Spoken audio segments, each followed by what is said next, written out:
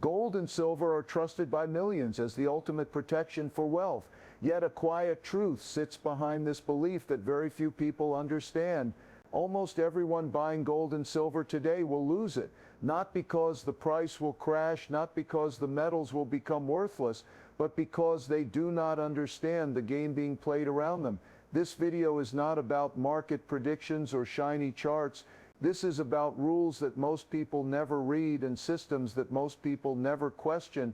A person can hold gold in their name and still lose access to it.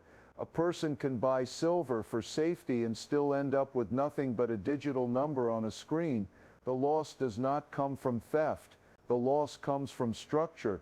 The loss comes from how ownership is defined in the modern financial world. That is the part almost nobody talks about. Many people believe that buying gold or silver is enough to be safe during inflation, currency problems, or financial collapse. That belief is only half true. The other half is hidden in legal agreements, storage systems, paper contracts, and historical actions taken during crises that most people have never studied. There are moments in history where gold owners did not lose their metal because of price, but because of sudden rule changes. There are systems today where more people think they own gold and silver than the actual amount that physically exists. There are ways you can pay for gold, see it in your account, and still never truly own a single gram of it. There are vaults where metals are stored in your name but can be locked away from you during emergencies. There are exchanges where people trade gold and silver daily without ever touching real metal, and if too many people ask for delivery at the same time, the system settles in cash instead. None of this is conspiracy. None of this is theory. These are documented structures of how the gold and silver market works today. The difference between price ownership and physical control is the line that separates the prepared from the unprepared. Most buyers never learn this line. They think rising prices mean safety. They think holding an ETF means ownership. They think a bank locker means access. They think a digital gold app means protection. They think silver coins stored in third-party vaults mean security.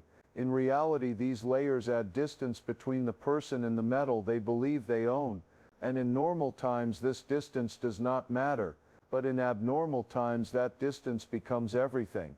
This video will break down how paper gold and paper silver work, why there are more claims on metal than metal itself, how exchanges handle delivery requests when pressure rises, how governments have historically restricted gold ownership during financial stress, why storage location matters more than most people realize, why silver behaves very differently from gold during supply shocks, and why most people who think they are prepared for a crisis are actually positioned in the most vulnerable way.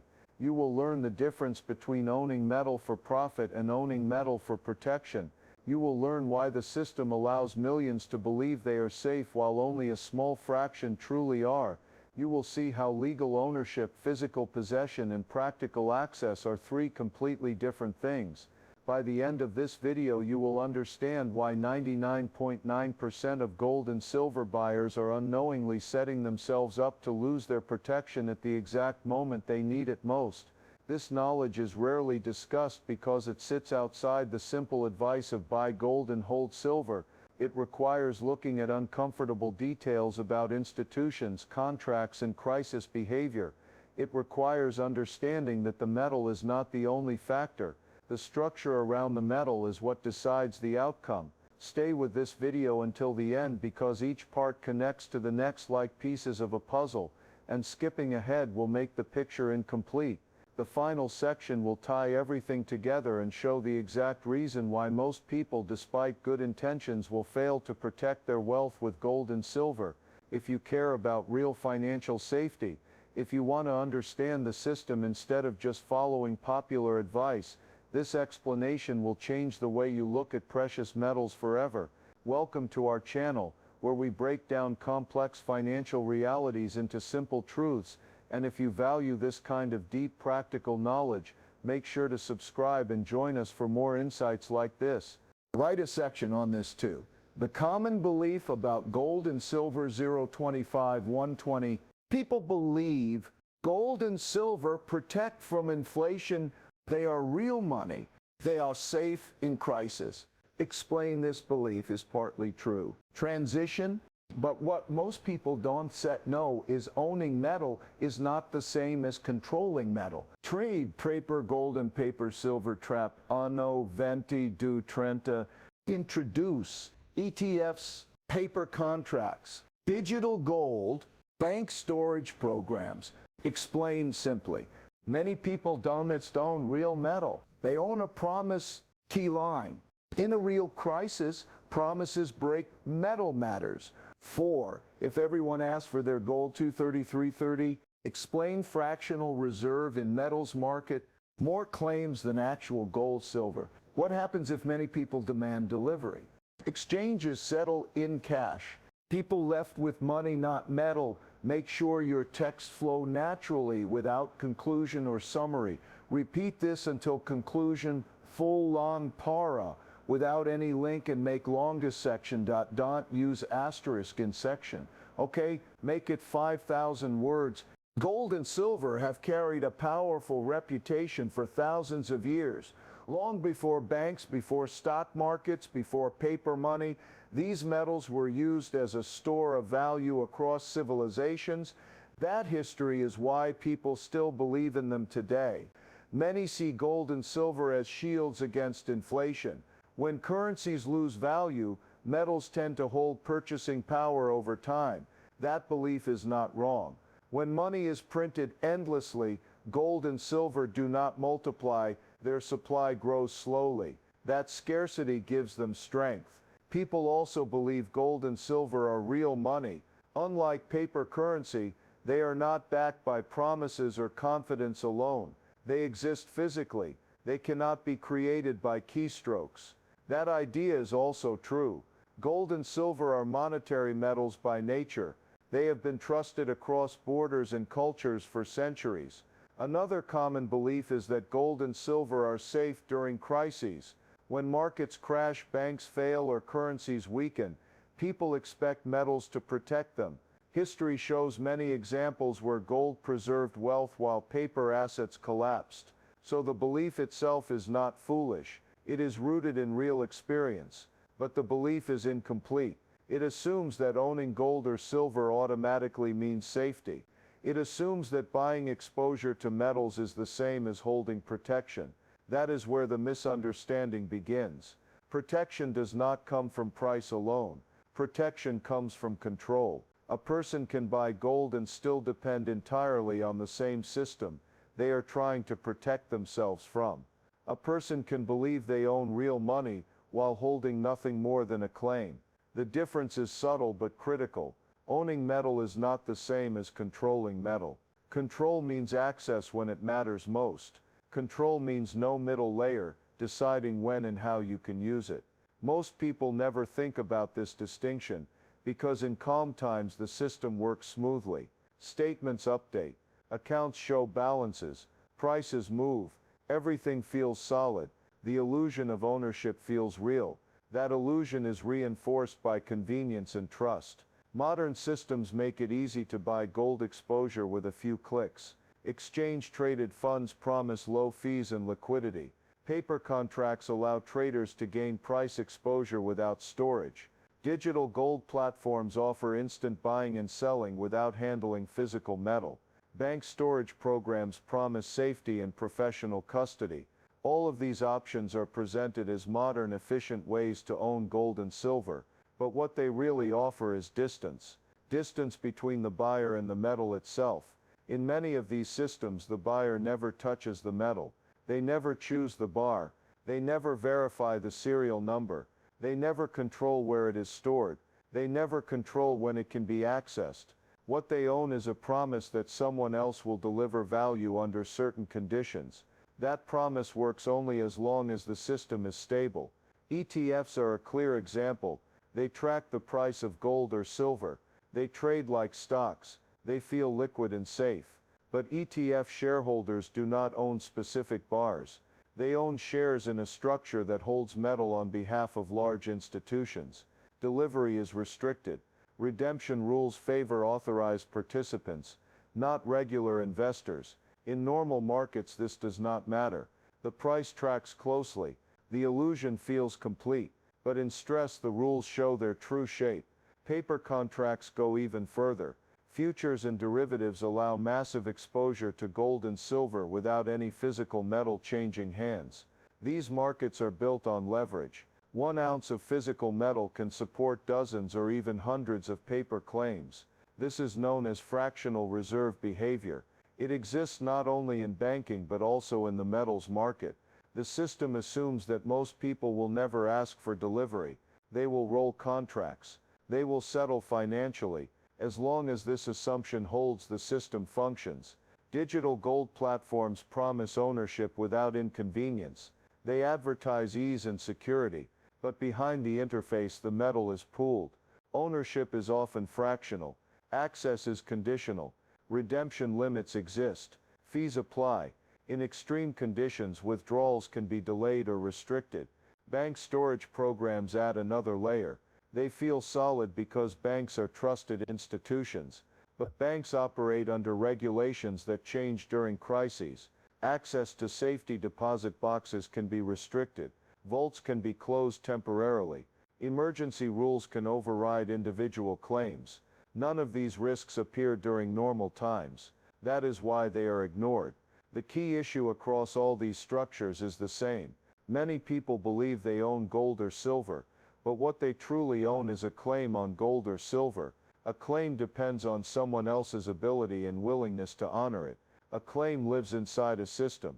A claim follows rules written by institutions, not individuals.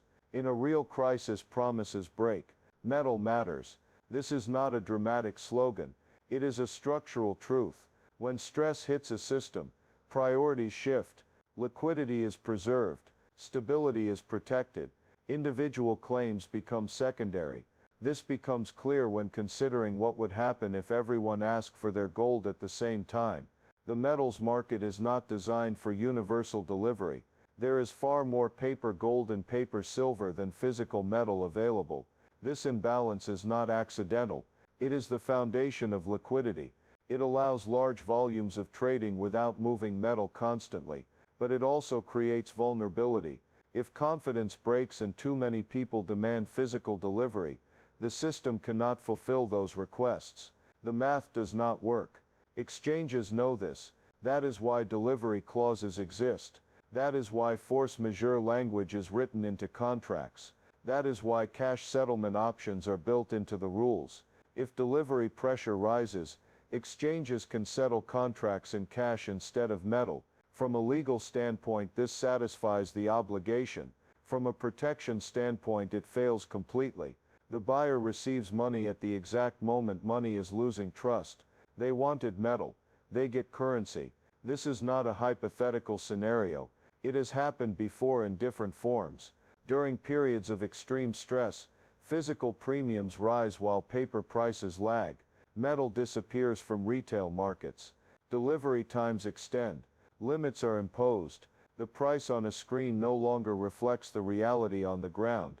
Those holding paper claims remain exposed to the system they believe they were hedging against. Those who control physical metal experience a different reality. The difference is not about intelligence or intent.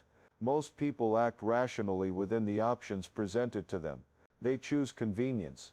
They choose liquidity. They choose what feels official and regulated. They trust that ownership means control. The system encourages this trust because it depends on it. As long as most participants accept paper settlement, the structure remains stable. The moment that trust erodes, the system reveals its true hierarchy. Institutions protect themselves first.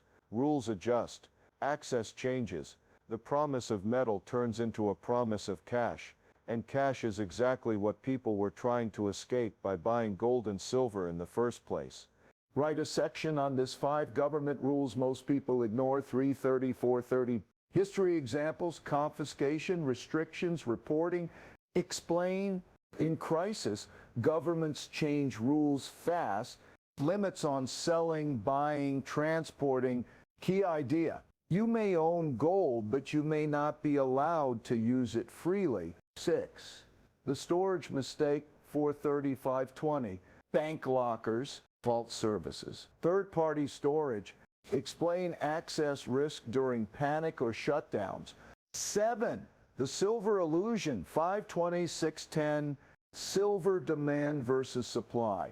Industrial use. Paper market suppressing price. If silver spikes, physical silver disappears first.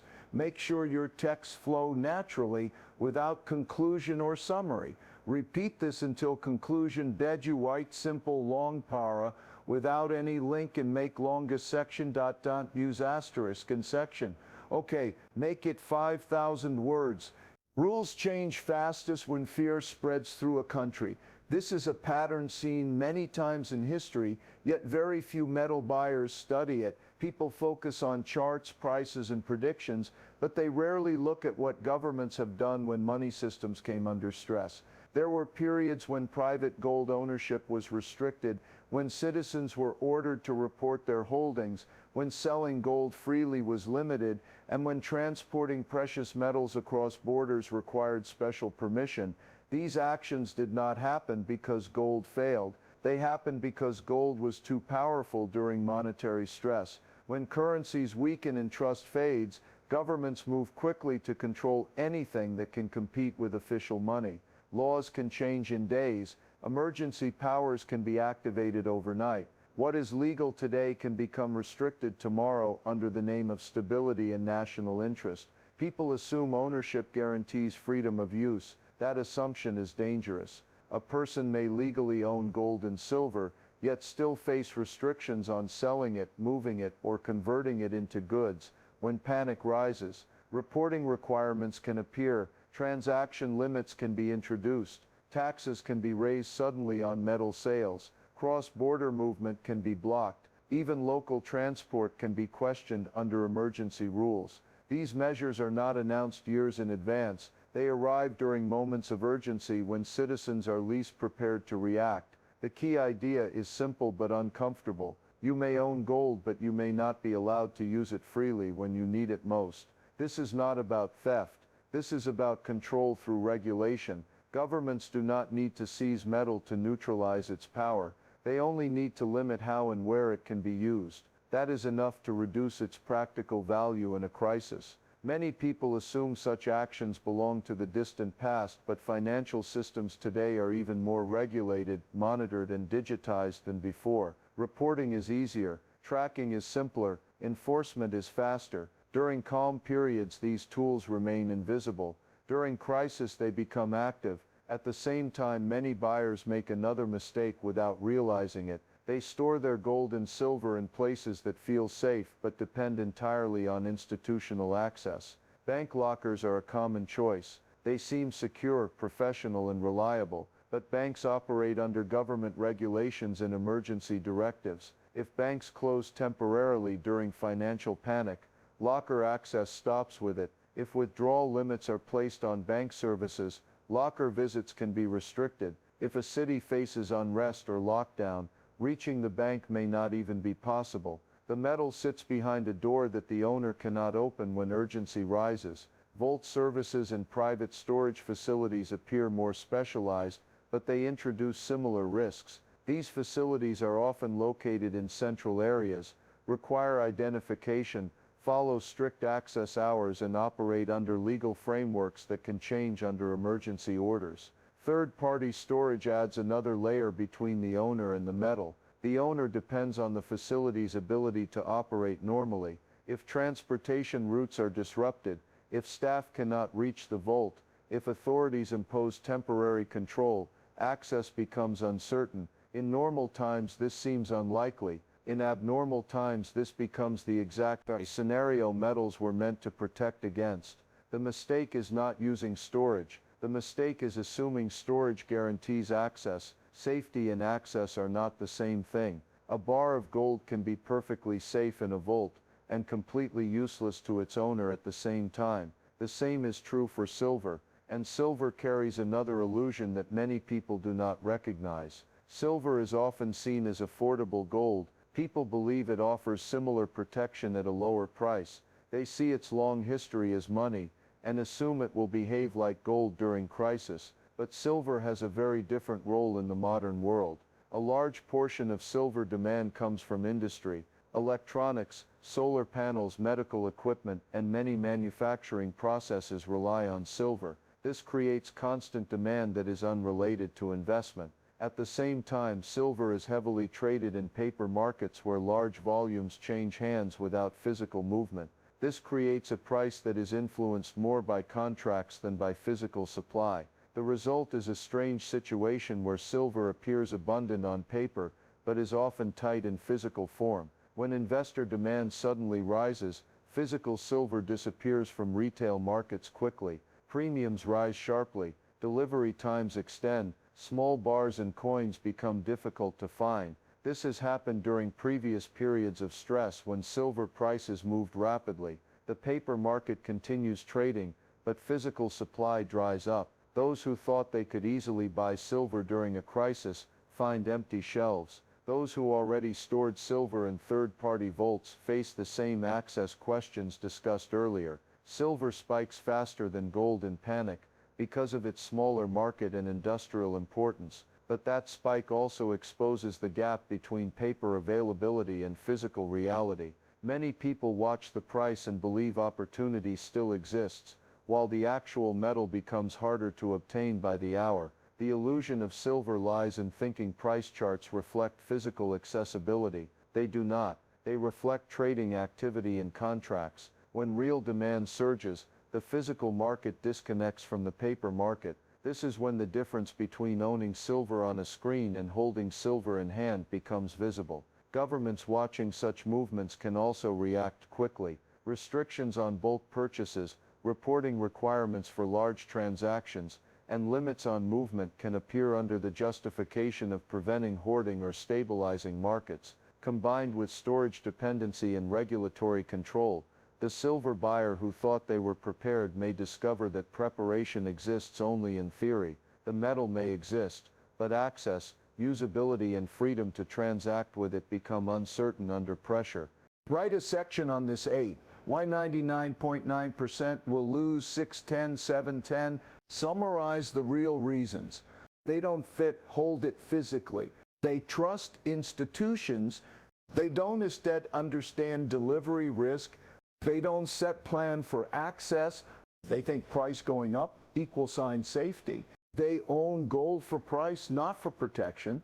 9, how the 0.1% think differently, 710, 810.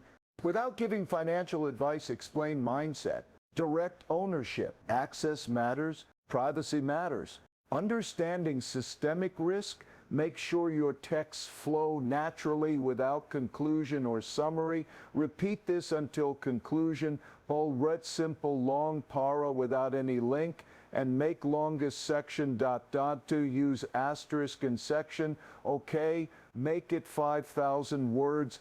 This is where the uncomfortable truth becomes clear and simple at the same time. Most people who buy gold and silver believe they are preparing for uncertainty, but the way they buy, store, and think about these metals quietly removes the very protection they seek.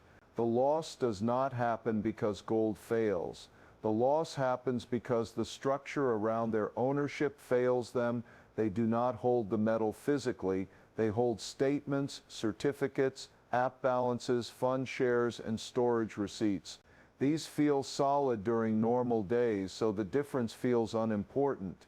They trust institutions because institutions look permanent. Banks look stable, exchanges look official, vault services look professional, digital platforms look modern.